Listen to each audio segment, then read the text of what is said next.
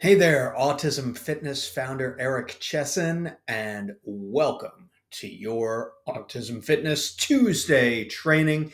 And in this edition of Tuesday training, I'm going to cough and then we're going to talk about contingencies. We're going from coughing to contingencies.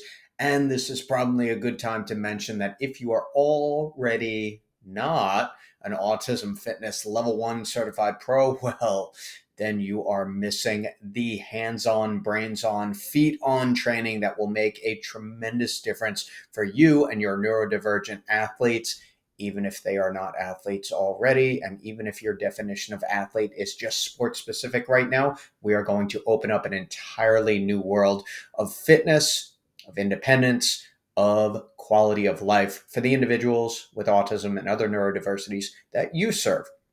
So, following that PSA, we are going to talk about contingencies. Now, contingencies are typically a big discussion, particularly in the ABA world with relation to autism. And the reason being is that contingencies work with the contingency that we need to know how to put together appropriate contingencies.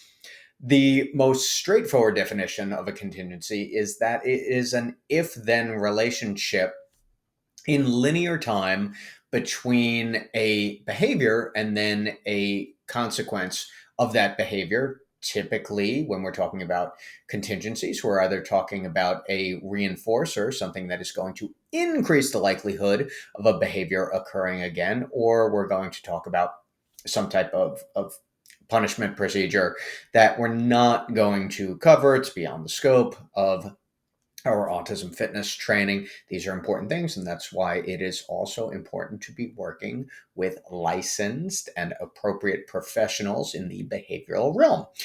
So, when we talk about contingencies with the scope of practice within autism fitness, we are mainly talking about reinforcers, and we're mainly talking about preferred activities and breaks. So, typically when our athletes start a program, and it depends on the athlete profile, and that's why we go back to the PAC profile assessment, because we need to know where our athletes are at physically, adaptively, and cognitively. All right, once we have that information, we can put together an appropriate contingency, which is typically, okay, first you have, do you want to do squats or presses? The athlete chooses, and then we say, okay, first you have squats, and then you can take a break, or then you can do, rope swings or whatever that preferred activity is, just fine. What it does is it takes away the abstraction. So it gives the athlete a very salient, and we'll get back to that, but an easily understood context for what's happening first and what's happening second. The reinforcer being what's happening second. So easily defined as, what do I do and what do I get for doing it initially. We're going to go on from here, but that's the basis of the contingency. So some of our autism fitness athletes are going to need a very structured contingency. So the first, second, third, 10th session might be a visual schedule of, first we're doing this exercise and then you can take a break. Or first you're doing medicine ball push throws, then you're doing sandbell slams, and then you can take a break. Some of our more advanced athletes, at least in terms of adaptive and cognitive functioning. And again, cognitive functioning is going to be the one that's where we're not just going to get one clear, defined answer. That being the case, some of our athletes aren't going to need as straightforward a contingency, because it's going to be implied that, all right, well, do these two exercises and then take a break. We still may want to verbalize that or have a visual schedule, but once the athlete gets the routine, and by the way, this is typically where we see a lowering of anxiety. Once the athlete understands the routine and you're developing a rapport, and they more or less understand that they do an exercise and then they get a break and they transition to another exercise, and that's the typical flow of a session, we don't need to be as structured with our verbal contingency or our visual contingency necessarily, although some athletes are absolutely going to thrive with a highly structured visual schedule or verbal contingency. You'll have athletes who will say, what do I do next? And then when's my break? How much time do we have left? So they need that structure either in front of them visually or repeated to them verbally or a combination of both. And that's totally fine. Again, we're working at the current level of ability, physical, adaptive, and cognitive of that particular athlete. That being the case, if they need the visual schedule, we use the visual schedule. If they don't need the visual schedule, then we may just refer to it passingly and it's still there for them, or we may fade it as well, especially if we have an athlete who begins perseverating on it constantly. So the contingency that we set up for athletes is going to be based on a couple different things. Number one, contingency is going to be based on that athlete's current level of adaptive skill, meaning how motivated are they. If that athlete is going to go through the whole session and they do not need a break, well, then we may not, then we just utilize naturalistic breaks. So athlete does 2 exercises in a row, 3 exercises in a row. They're going to need a break physiologically most of the time so that they can reset, so that they can rest and recover and move on to the next thing, right? Some of our athletes are going to need that break because of the physical fatigue.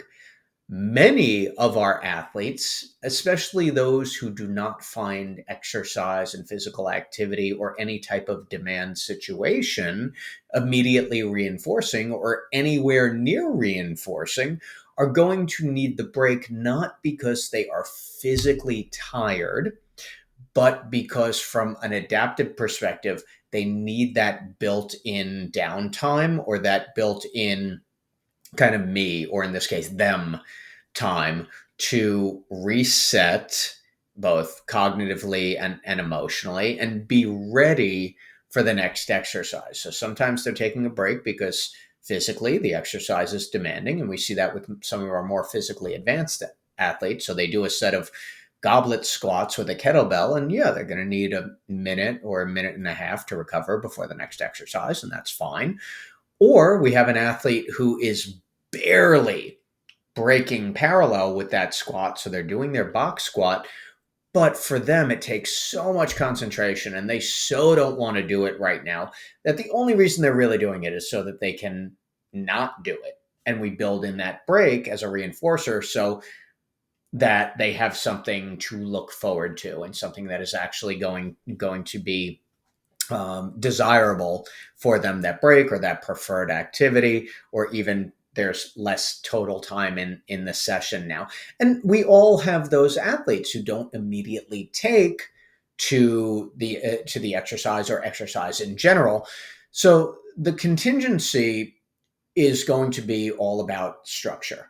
And that structure is going to vary based on the physical, adaptive, and cognitive abilities of that particular athlete. So we treat the athlete as the human being that they are and build the program around them. So not every athlete is going to need that highly structured, very specific contingency where we have it on a board or we're saying it out loud. It can be helpful as a guide. Some of our athletes are ready to go and they're the reinforcing nature of the exercises is already there, or certain exercises. So in that case, we can be a little bit looser with our structure around the contingency itself. So contingency, to recap, is this if-then relationship, linear time between the target activity, in this case exercise, in this case a specific exercise, and then the outcome, the consequence. So getting a break or preferred activity for the athlete. And from there, we decide based on the athlete's PAC profile, which, by the way, you get in the Autism Fitness Level 1 certification. Go to autismfitness.com. You can learn more. You can register right now. And from there, we figure out, okay, how much of a structured reinforcer can we loosen this up? Can the athlete just ask for breaks? And that's going to give us a much better idea of how we can incorporate contingencies into this particular athlete or group of athletes programs. I'm Eric Chessen, founder of Autism Fitness. I hope you found this Tuesday training helpful. Click the link below to learn more about the Autism Fitness Level 1 certification. Thanks for watching.